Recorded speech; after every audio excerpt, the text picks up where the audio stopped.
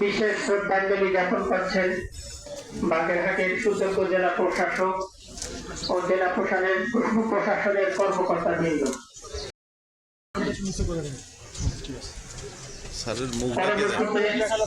স্যারের মুখটাই হ্যাঁ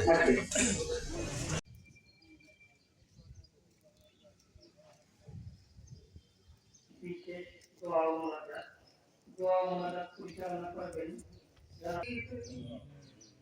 ربنا آتنا في الدنيا শহীদ বুদ্ধিজীবীদের সংস্থানে দাঁড়িয়ে স্মরণ করছি শহীদ আবু সাঈদ মুক্ত সহ যারা শাহাদাত বরণ করেছে সকলকে আপনি কবুল মঞ্জুর করে নিন, দান করে দিন।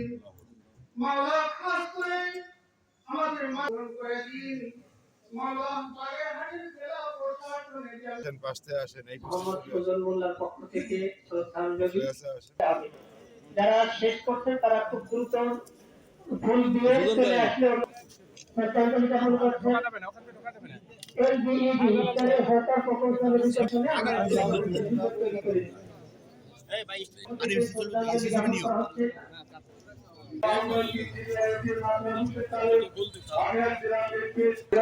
সদস্য ডাক্তার হাবিবুর রহমান সহ যে সকল